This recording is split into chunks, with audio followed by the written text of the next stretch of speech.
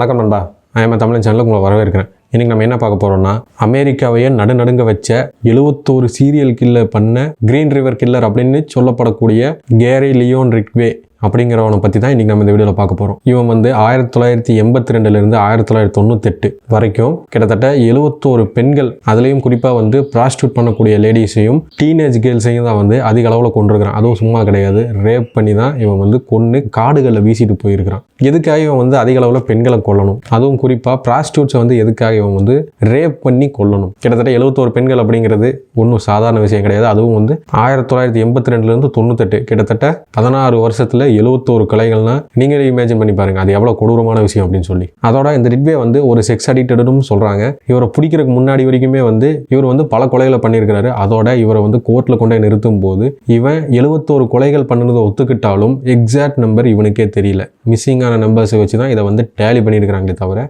Exact number அவனுக்கும் தெரியலை. So அந்த அளவுக்கு ஒரு கிறுக்கு பிடிச்ச ஒரு சீரியல் கில்லர். இப்போ வரைக்குமே வந்து அவன் பேரை சொன்ன அமெரிக்காவில் இருக்கக்கூடிய நிறைய பேர் வந்து பயப்படுவாங்க. அந்த அளவுக்கு கொடூரமான ஒரு சீரியல் கில்லர் தான் இந்த கேரி ரிட்வே. இதுலேயும் இன்னும் வந்து ரொம்ப மோசமான ஒரு விஷயம் என்னன்னா, ரேப் பண்ணி கொன்ன பாடிஸ் கூடயே மறுபடியும் இவன் வந்து செக்ஸ் வச்சிருந்திருக்கான். ஸோ அந்த அளவுக்கு இவன் வந்து செக்ஸ் அடிக்டடாகவும் ஒரு கொடூரமான ஒரு மிருகமாகவும் தான் இவன் இருந்திருக்கிறான். ஸோ அவனை பற்றி தான் இன்றைக்கி நம்ம இந்த வீடியோவில் ஃபுல்லாக பார்க்க போகிறோம். இந்த கேரி லியோன் ரிட்வே அப்படிங்கிறவன் எப்படி இந்த அளவுக்கு ஒரு கொடூரமான செயலை செய்கிறான், அதுக்கு என்ன காரணமாக இருக்கும் அப்படிங்கிற மாதிரி எல்லா விஷயத்தையும் ஸ்டார்டிங்லேருந்து கடைசி வரைக்கும் நம்ம ஃபுல்லாக பார்க்க போகிறோம். இந்த வீடியோ வந்து ரொம்பவே இன்ட்ரெஸ்டிங்காக இருக்கும். ஸோ எந்த இடத்துலையுமே வந்து ஸ்கிப் பண்ணாமல் பாருங்க. அதுக்கு முன்னாடி நம்ம சேனலுக்கு இப்போ தான் ஃபஸ்ட் டைம் வந்தீங்கன்னா நம்ம சேனலை சப்ஸ்கிரைப் பண்ணுங்கள். சப்ஸ்கிரைப் பண்ண கையோட ஆளுங்க நோட்டிஃபிகேஷன் கொடுத்து வச்சுங்க. அப்போ தான் நம்ம போடக்கூடிய எவ்ரி வீடியோஸ் உங்களுக்கு நோட்டிஃபிகேஷன் உடனுக்குடன் வந்து சேரும். நீங்களும் எந்த வீடியோ மிஸ் பண்ணால் பார்க்க முடியும். ஸோ இப்போ வாங்க நம்ம வீடியோக்குள்ளே போகலாம்.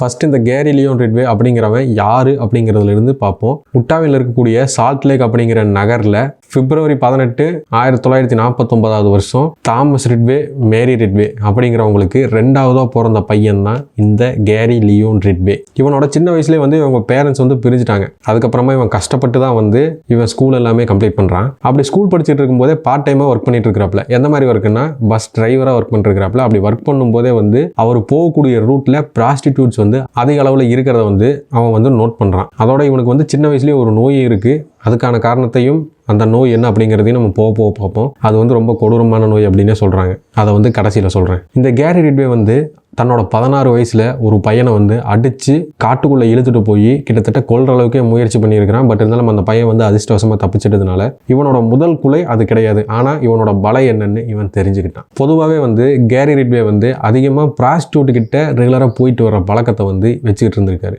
எப்போ 17 வயசுல இருந்தே இந்த பழக்கத்தை வந்து அவர் வச்சிருக்காரு. தன்னோட 19 வயசில் ஸ்கூல் முடிச்ச உடனே கிளாடியா கிரே அப்படிங்கிற ஒரு பெண்ணை வந்து இவர் காதலிச்சு திருமணமும் பண்ணிக்கிறாரு. அதே நேரத்தில் இவர் வந்து ஆர்மிலையும் ஜாயின் பண்ணி கடற்படையில் சேர்ந்து ஒரு சில போர்கள்லையும் இவர் வந்து கலந்துகிட்டு இருக்காரு. ஸோ இவரோட பாஸ்ட் வந்து கொஞ்சம் நல்லாவே இருந்தாலும் இவர் ஆர்மியில் இருக்கும்போது கூட சில ப்ராஸ்டியூட் கூட இவர் வந்து தொடர்பில் இருந்திருக்காரு. ஸோ இது வந்து இவரோட முதல் மனைவிக்கு வந்து ரொம்பவே வந்து கோபத்தை ஏற்படுத்துது, அதிர்ச்சி ஏற்படுத்துது. இதனால 1972 இவரோட ஃபர்ஸ்ட் ஒய்ஃபான கிளாடியா இவரை விட்டுட்டு போயிடுறாங்க. ஸோ அதுக்கு வந்து அவங்க சொல்லக்கூடிய இன்னொரு காரணம் என்னன்னு கேட்டிங்கன்னா, இவங்களோட ஃபர்ஸ்ட் ஒய்ஃப் இவருக்கு வந்து STI கோனோரியா அப்படிங்கிற ஒரு தொற்று நோய், அதாவது இது வந்து ஒரு செக்ஸுவல் டிசீஸ்னே சொல்கிறாங்க. அந்த ஒரு நோயும் இவர் இருக்கிற காரணத்தினால இவரோட முதல் மனைவி வந்து இவரை விவாகரத்து பண்ணிட்டு போயிடுறாங்க. இதுவும் ஒரு காரணமாக வச்சு இது வந்து பொதுவாக எல்லாருக்குமே வரக்கூடிய நோயாக கிடையாது. இது வந்து உலகத்தில் இருக்கக்கூடிய எல்லா மக்களையும் சேர்த்துனாலும் கூட 0.6% ஆண்களுக்கு மட்டுமே இந்த நோய் வந்து இருக்குது அப்படிங்கிறத வந்து சொல்லியிருக்கிறாங்க. ஸோ அந்த 0.6ல் இவரும் ஒருத்தர். அதுக்கப்புறம் மறுபடியும் 1973 மார்சியா லோரன் அப்படிங்கிறவங்கள ரெண்டாவதாக திருமணம் பண்ணிக்கிறாரு. ஆனால் அதுவுமே வந்து பிரிவில் தான் முடிஞ்சு. இரண்டாவது மனைவி கொடுத்த ஸ்டேட்மெண்ட் என்னன்னு கேட்டிங்கன்னா, இவர் வந்து ஒரு செக்ஸுவல் அடிக்ட், ஒரு நாளைக்கு 5 தடவை என்னை வந்து வற்புறுத்துவார். அதோட பப்ளிக் பிளேஸ்லையும் காட்டு பகுதிகளையும் தான் வந்து அதிகமாக இவர் வந்து அப்ரோச் பண்ணுவார். ஸோ இவருக்கு வந்து இதுதான் வந்து பிடிச்ச இடங்களாகவும் இருந்திருக்கு. அதோட இவர் வந்து எந்த நேரமும் இதே எண்ணத்தில் இருக்கிறதுனால இவர் கூட வந்து என்னால் வாழ முடியல அப்படிங்கிற காரணத்தினால நான் வந்து வந்து இவரை விட்டு போற அப்படிங்கிற மாதிரியான ஒரு ஸ்டேட்மெண்ட்டையும் இவங்க வந்து கொடுத்துருக்காங்க. எப்பன்னா இந்த கேரி ரிட்வே வந்து அரெஸ்ட் பண்ணதுக்கு அப்புறமா இவங்களோட ஃபேமிலி மெம்பர்ஸ் எல்லாத்தையுமே வந்து போலீஸ் என்கொயரி பண்ணுவாங்க இல்லையா, அந்த மாதிரி என்கொயரி பண்ணும்போது இவங்க இந்த காரணத்தை வந்து சொல்லியிருக்காங்க. இவங்க விட்டுட்டு போகும்போது உன்னை எனக்கு பிடிக்கல அப்படிங்கிற மாதிரி சொல்லிட்டாங்க. பட் ஆஃப்டர் ஹிஸ் அரெஸ்ட் இவங்க வந்து உண்மையான ஸ்டேட்மெண்ட்டை வந்து இவங்க போலீஸ்ட்டு சொல்றாங்க. அவங்களுக்கும் இந்த STI அப்படிங்கிற ஒரு நோய் வந்து இவருக்கு இருக்கிறது அப்படிங்கிறது தெரியும். ஸோ இதனாலையும் வந்து இவரை விட்டு போனதாகவும் ஒரு காரணத்தையும் சேர்த்து சொல்றாங்க. இப்பதான் வந்து பிரச்சனையே ஆரம்பிக்குது. ஏன்னா ரெண்டாவது மனைவி இவரை விட்டு போனது எந்த வருஷம்னா 1982. ஆக்சுவலா இவரோட சீரியல் கில்லர் ஸ்டார்ட் பண்ணதும் வந்து பார்த்தீங்கன்னா 1982. 1982ல இருந்து 1998 வரைக்கும் இவர் வந்து 71 கில் ப்ராஸ்டியூட்ஸ் டீனேஜ் கேர்ள்ஸை வந்து இவர் வந்து கில் பண்ணியிருக்காரு ரெகுலரா, அவங்கள வந்து ரேப் பண்ணி. இவர் வந்து பொதுவாக ப்ராஸ்டியூட்டையும் டீனேஜ் பெண்களையும் வந்து எதுக்காக ரேப் பண்ணி கொலை பண்றாரு அப்படிங்கிற கேள்விக்கு அவர்கிட்டயே பதில் கிடையாது. ஏன்னா இவர் சொல்லக்கூடியது என்னன்னா இவருக்கு வந்து ப்ராஸ்டியூட்டே பிடிக்காது அப்படின்னு சொல்றாரு. ப்ராஸ்டியூட் கிட்ட போனாலும் அவங்களுக்கு வந்து காசு கொடுக்கறதுல எனக்கு விருப்பம் இல்லை அப்படிங்கிற மாதிரியான விஷயத்தையும் அவர் சொல்லியிருக்காரு. பட் இருந்தாலும் இவர் அதிகமாக கொண்டவங்க ப்ராஸ்டியூட்ஸ் தான். பொதுவாக இவர் வந்து இந்த கொலைகளை எங்கே பண்ணியிருக்காருன்னா இவரோட லாரி, இவர் சொந்தமாக ஒரு லாரி வச்சிருக்காரு, அந்த லாரியிலையோ அல்லது ஒரு காட்டு பகுதியிலையோ தான் இவங்களை வந்து கொலை செஞ்சிருக்காரு. அதாவது ரேப் பண்ணி கொலை செஞ்சிருக்காரு. ரேப் பண்ணி கொலை செஞ்சதுக்கு அப்புறமா இவங்க பாடிகளை தூக்கி வீசிட்டும் போயிருக்காரு குப்பை தொட்டிகளில். அதிகமான இடங்கள் வந்து குப்பை தொட்டி தான், அதுக்கு அடுத்தபடியான இடங்கள் வந்து காட்டு பகுதிகள். பட் இதில் ரொம்பவுமே அருவருப்பான ரொம்ப கொடூரமான விஷயம் என்னன்னா இவங்க ரேப் பண்ணி இருப்பாங்க இல்லையா, அவங்களையே வந்து மறுபடியும் சில நாட்கள் கழிச்சு அந்த உடம்புகள் கூட இவர் வந்து செக்ஸ் வச்சுட்டு இருந்திருக்காரு. இதை வந்து அவரே வந்து ஸ்டேட்மெண்ட்டாகவும் ஒத்துக்கிட்டு இருக்காரு கோர்ட்ல. This is Crazy right. இவர் எந்த அளவுக்கு ரேப் பண்ணி கொலை பண்ணாரோ அந்த பாடிஸ் எல்லாத்தையுமே வந்து அதிகமான நேரம் குப்பை தொட்டிகளை தான் போட்டிருக்காரு. இதுலயும் குறிப்பா அந்த பாடிஸ் எல்லாமே வந்து நிர்வாணமாக தான் போட்டிருப்பாரு. ஸோ இது வந்து ரொம்பவே கொடூரமான விஷயமா இருக்கு. இதனாலேயே வந்து இது போலீஸ்க்கு மிகப்பெரிய தலைவலியா இருக்கு. இருந்தாலும் இவர் என்ன பண்றாருன்னா பாடிஸை ஒரு இடத்துலையும் அவங்களோட ட்ரெஸ்ஸு ஜுவல்ஸு அந்த மாதிரியான விஷயங்களை வேற ஒரு இடத்துலையும், அதாவது பாடி இருக்கிற இடத்துக்கும் அவங்களோட திங்ஸ் இருக்கிற இடத்துக்கும் கிட்டத்தட்ட ஒரு 30-40 கிலோமீட்டர் டிஸ்டன்ஸ் இருக்கக்கூடிய ஒரு இடத்துல இவர் வந்து போட்டு போறதுனால என்ன நடக்குது அப்படிங்கிறதே போலீஸுக்கு புரியல. இதனாலேயே இவர் வந்து ரொம்ப சுதந்திரமா சுத்திட்டு இருந்திருக்காரு. பட் ஆக்சுவலா ஃபர்ஸ்ட் 4 மர்டர்ஸ் நடந்த உடனே கிரீன் ரிவர்ல இருக்கக்கூடிய போலீஸ் டிபார்ட்மெண்ட் என்ன பண்றாங்கன்னா ஒரு ஸ்பெஷல் ஃபோர்ஸை வந்து இதுக்காகவே ஃபார்ம் பண்றாங்க. அந்த ஸ்பெஷல் ஃபோர்ஸ்ல இருக்கிறவங்க என்ன பண்றாங்கன்னா ஜெயிலில் இருக்கக்கூடிய ஒரு சில சீரியல் கில்லர்ஸ், கொலைகாரங்க அப்படிங்கிற மாதிரியான இருக்கக்கூடிய எல்லாத்துக்கிட்டையுமே வந்து அவங்களோட சஜஷன்ஸை இவங்க வந்து ஃபர்ஸ்ட் கேட்கறாங்க. அதுக்கு முன்னாடி இவங்க வந்து அந்த பாடிஸை பற்றின டீட்டெயில்ஸும் அந்த கிரைம் சீன் அப்படிங்கிற டீட்டெயில் எல்லாத்தையுமே வந்து இவங்க அனலைஸ் பண்ணிட்டு ஜெயிலில் இருக்கக்கூடிய ஒரு சில சீரியல் கில்லிங் பண்ணவங்ககிட்ட போய் இவங்க வந்து டிஸ்கஸ் பண்ணி அவங்ககிட்ட இருந்து சில தகவல்களை இவங்க வாங்கிக்கிறாங்க. அதை வச்சு இவங்க வந்து ஃபர்தராக ப்ரொசீட் பண்ணுறாங்க. அதே நேரத்தில் விக்டோரியா மேரி மால்வேர் அப்படிங்கிற ஒரு 18 வயசு டீனேஜ் கேர்ள் வந்து மிஸ்ஸிங்னு சொல்லி ஒரு போலீஸ் ஸ்டேஷனுக்கு ஒரு கம்ப்ளைண்ட் வருது. அந்த கேஸ் போயிட்டு இருக்கும்போது அவரை ஏற்றிட்டு போன லாரி ரிட்வேவோட லாரி அப்படிங்கிறத அந்த பொண்ணோட லவர் வந்து காமிச்சு கொடுத்துட்றான். ஸோ இதுக்கப்புறமா வந்து அங்கே இருக்க அந்த போலீஸ் டிபார்ட்மெண்ட் எல்லாமே இந்த ரிட்வே மேலே ஒரு ஃபோக்கஸ் பண்ணுறாங்க.